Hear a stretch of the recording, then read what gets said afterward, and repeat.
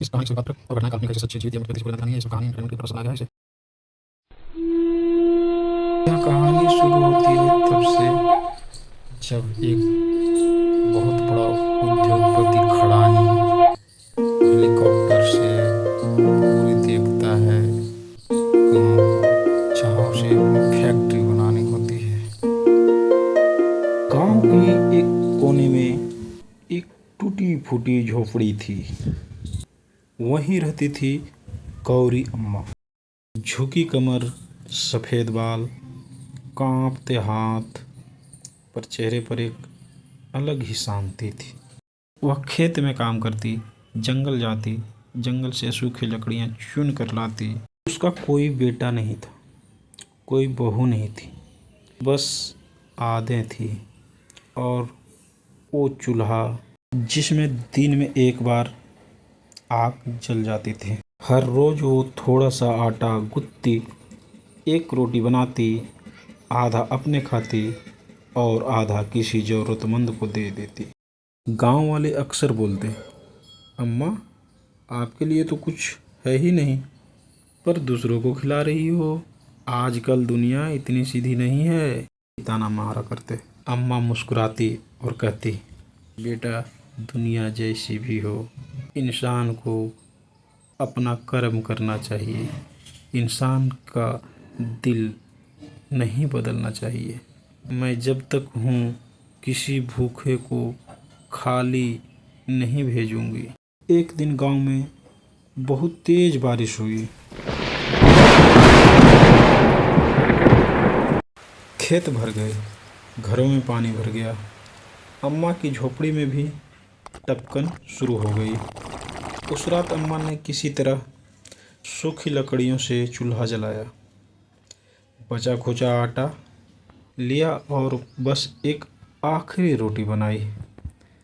तभी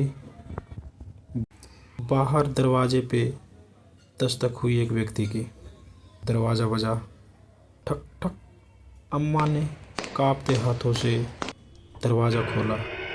सामने एक अजनबी खड़ा था, भीगा हुआ गिल्ला कपड़ा, आँखों में थकान और होठों पे कांपती हुई आवाज़। माँ 2 दिन से भूखा हूँ, कुछ खाने को मिल जाएगा? गौरी अम्मा कुछ देर चुप रही, फिर उन्होंने एक बार सोचा। उन्होंने वो एकमात्र आखिरी रोटी उस आदमी को, उस अजनबी की तरफ बढ़ा दी। खा ले बेटा, 2 दिन से भूखा है। वह अजनबी व्यक्ति के आंखों में आंसू आ गए। कुछ सोचने लगा कि आज इस बूढ़ी अम्मा का दुख का आखिरी दिन है। सोचते हुए वह वहीं सो गया और अम्मा आज रात खाली पेट बिना खाए ही सो गई।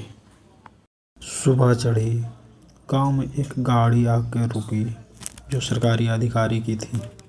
गांव वाले देखने लगे।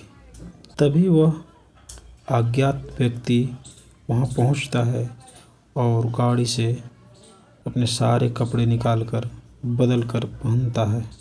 गांव वाले सभी अवाक रह गए। वह व्यक्ति बोला, मैं इस गांव की खुफिया जानकारी जानने आया था। मैं इस जिले का डीसी हूँ। मेरा नाम पीके गणदेशी है। मैं सरकार की तरफ से एक खुफिया एजेंट हूँ। इस गांव से जंगल को हटाकर खड़ानी ग्रुप को ज़मीन देने की बात चल रही थी। मैं एक गरीब घर में गया तो वहाँ एक दृश्य देखा। मुझे बहुत नीचा महसूस हुआ। जिसे मैं गरीब समझ के गया था वह इतना अमीर निकली, अपने दिल से यह मैं बता नहीं सकता। ऐसी औरत मंदिरों में नहीं, इंसान के दिलों में बसती है, जिन्होंने अपने भूखे रखकर वो आखिरी रोटी भी मुझे खिला दी और अपने भूखे सो गई। मेरा वादा है, इसे सरकार की तरफ से पेंशन और घर मैं दिलवाऊंगा। यह बहुत साफ और सुंदर विचार वाली औरत है। और रही बात खड़ानी कंपनी की, उसे तो जंगल किसी भी हर हाल नहीं मिलेगा। उसे मिठाई के डब्बे और कुछ कपड़े देते हुए वह चला गया। यह कहकर कि मुझे और भी काम करने हैं माता।